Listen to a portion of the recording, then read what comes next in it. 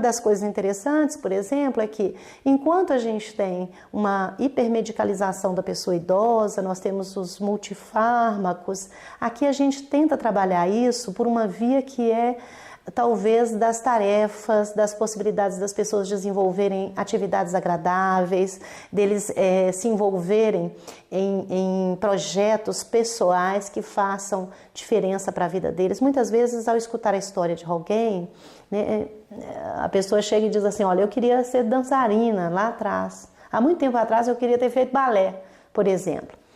E de repente, hoje não é mais possível fazer balé. Imagine um cadeirante dizendo isso. Mas o que é possível fazer dessa vontade de dançar?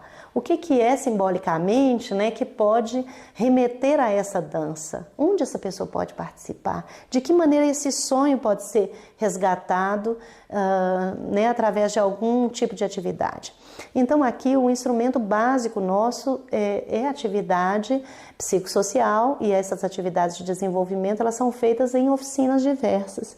Então, como eu falei do cinema, né, que traz a história, que a pessoa pode contar essa história, recontar, falar de si ao falar do outro, né, se personificar através de um outro personagem, né, trazer os seus problemas e trazer também soluções para eles, nós temos também oficinas que vão focar no estímulo cognitivo mesmo, porque se você repete, por exemplo, na educação indigenista, não é à toa que os índios repetem várias vezes em coro, repetem sozinhos, repetem em pequenos grupos as suas rezas, as suas formas de adorar, as suas formas de pensar o mundo. Então a gente pode pensar a repetição como um dado também de saúde.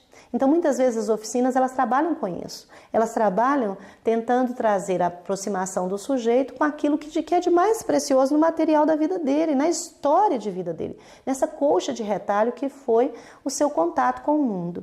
Então, nós privilegiamos muito as oficinas de memória e estimulação cognitiva, que a gente tem essas oficinas basicamente todos os dias na casa, os espaços, né, de conversações e diálogos, onde as pessoas se deleitam ao falar, ao contar as suas histórias e partilhar uns com os outros algumas vivências.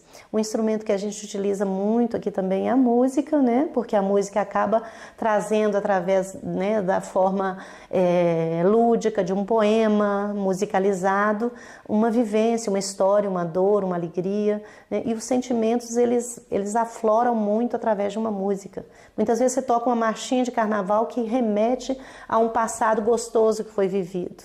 Então isso é interessante. Outras oficinas que a gente desenvolve aqui, né, nós temos uma oficina muito interessante que é a oficina onde a gente desenvolve aspectos relacionados à comida, né, ao saborear a vida e saborear o alimento e fazer essa ponte, porque é muito comum a gente falar, você é diabético, você não pode mais comer isso, não pode mais comer aquilo. Essa linguagem do não pode, ela é pensada aqui de uma outra forma.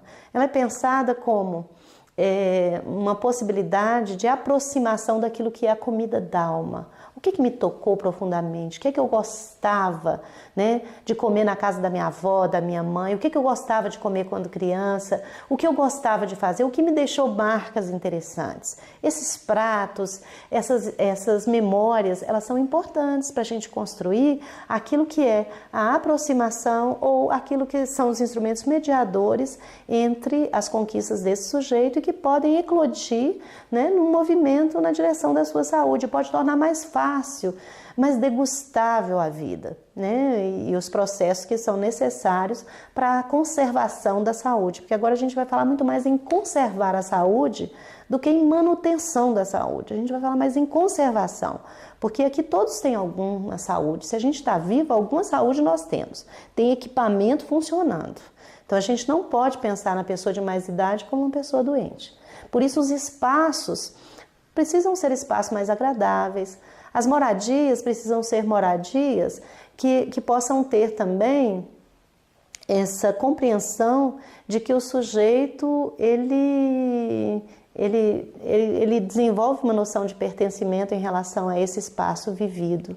E esse espaço vivido tem que estar representado, de repente, em alguma coisa que ele possua. Um outro elemento que a gente tem aqui, que eu acho que é fundamental, é o elemento de integração com a própria comunidade. Então, a casa tem, por exemplo, uma vez por mês, além do cinema comentado, que a gente desenvolve, né, quinzenalmente, a gente desenvolve também uma oficina, que é a oficina de poemas, contos e causos. Então, essa oficina de poesias, ela funciona tanto como uma construção subjetiva da própria história, quer dizer, como um estimulante para que a pessoa possa aprender a escrever e a falar de si para o outro, quanto para que ela possa divulgar aquilo que ela aprendeu a falar, aquilo que ela conhece para outras pessoas.